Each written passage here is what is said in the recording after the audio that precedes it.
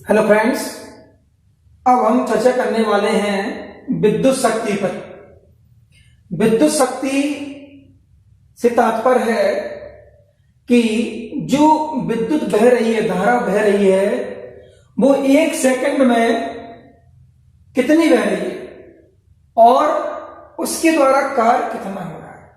तो किसी विद्युत परिपथ में धारा प्रवाहित करने पर प्रति सेकंड जो धारा के द्वारा जो कार्य होता है उसे विद्युत शक्ति कहते हैं। इसे हम स्पष्ट शब्दों में ऐसे भी लिख सकते हैं कि किसी परिपथ में विद्युत ऊर्जा व्यय होने की दर को विद्युत शक्ति कहते हैं। क्या?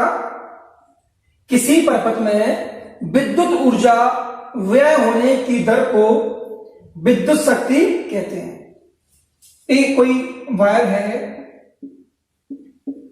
अभी वायर बहुत काफी लंबा है, अब इसमें ऊर्जा जा रही है मान, और आगे एक कोई इंस्ट्रूमेंट है, तो वहां पर विद्युत व्यय हो रही है, खर्च हो रही है।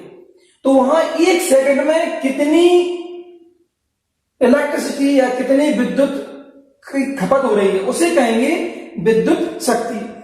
तो इसको निकालने के लिए हमें एग्जाम में, बोर्ड एग्जाम में मिलता है न्यूमेरिकल। तो हम इसके द्वारा इसको भी सीखेंगे इस लेक्चर के द्वारा, और ये भी सीखेंगे कि यदि विद्युत शक्ति यानी कि पी के ऊपर कोई न्यूमेरिकल आता है तो हम उसे सॉल्व कैसे करेंगे। तो यहां हम व्यंजक निकालेंगे। उसके लिए देखिए आप, विद्युत शक्ति बराबर सूत्र क्या होता है? व्यय विद्युत ऊर्जा बटे समय। इसके पहले टॉपिक में हम विद्युत ऊर्जा की हम बात कर चुके हैं, इसे हमने डब्ल्यू से व्यक्त किया था, और विद्युत शक्ति को हम पी से व्यक्त करेंगे। किससे व्यक्त करेंगे? पी से। तो पी बराबर क्या हो जाएगा? डब्ल्यू बटे टी। क्या हो जाएगा? डब्ल्यू बटे टी। ध्यान रहे यहां डब्ल्यू क्या है? जूल में है। डब्ल्यू किसमें है?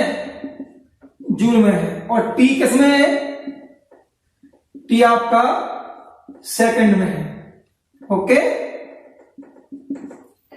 अब थोड़ा गौर कीजिए, थोड़ा ध्यान दीजिए।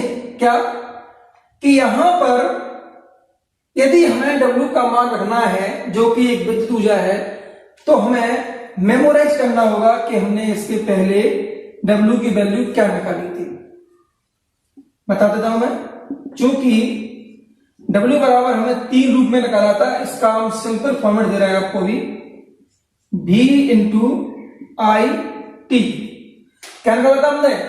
V इंटू आई टी, जो कि एक जूल में था। किसमें था हम? जूल में। ओके, अब यहां पर यदि हम P इक्वल W का मान रख देते हैं तो क्या आएगा? V into I T. पहले से T बटे में है, तो ये T से T कैंसिल हो जाएगा, और इस तरह से आप प्राप्त कर लोगे क्या? P बराबर भी आई। ओके, अब यहां पर यदि हम V की वैल्यू रख दें, किसकी वैल्यू रख दें? V की। तो V की वैल्यू अगर रखते हैं तो हम रख देंगे, चूंकि ओम के नियम से V बराबर क्या होता है? I इंटू आर होता है। तो यहां V की वैल्यू पुटअप करेंगे, तो इसलिए क्या मिल जाएगा हमको? हमें विद्युत शक्ति P बराबर प्राप्त हो जाएगा। हमें क्या? ये तो प्राप्त हो चुका है। हम यहां पे V की वैल्यू रख देंगे। किसकी वैल्यू? V की वैल्यू रख देंगे हम। तो आई आर इंटू आई। देखें आप, यहां पर हमने V की वैल्यू रखी है, ए वाली वैल्यू यहां पर हमने फुटअप की है V की प्लेस पर। तो V का वैल्यू जाएगा आई आर इंटू आई, पहले से ही है। और इस तरह से हम क्या लगा लेंगे? आई का मल्टीप्लाई आई में करेंगे तो क्या आ जाएगा? आई स्क्वायर आर। तो P बराबर ऐसा ही प्राप्त हो गया हमको। ठीक है, और कैसे प्राप्त कर सकते हैं? अगर अभी अपन ने क्या लिखा था कि V बराबर I इंटू आर, इससे प्राप्त क्या हो सकता है? I बराबर V अपॉन आर प्राप्त भी हो सकता है। I बराबर क्या प्राप्त हो सकता है? V upon R. ये वैल्यू हम इसमें पुटअप कर देंगे I की प्लेस पे, तो क्या प्राप्त हो जाएगा? P इक्वल, इसलिए P इक्वल क्या आएगा, I की प्लेस पे B अपॉन आर आएगा, B अपॉन आर आएगा तो B square upon R square, क्योंकि I की वैल्यू I स्क्वायर में क्या हो जाएगी, B square upon R square, multiply to R, पहली से आर से स्क्वायर कट जाएगा, तो इस तरह से क्या आ जाएगा आपका P बराबर B स्क्वायर अपॉन आर। तो फ्रेंड्स आपने देखा कि यहां पर हमें विद्युत शक्ति का जो सूत्र है वो तीन तरह से प्राप्त हो रहा है, और इसके पहले बता चुके हम कि जैसा फॉर्मेट मिलेगा सवाल का हमको वैसे ही सूत्र यूज करना है। तो अतः हम क्या लिखेंगे, अतः विद्युत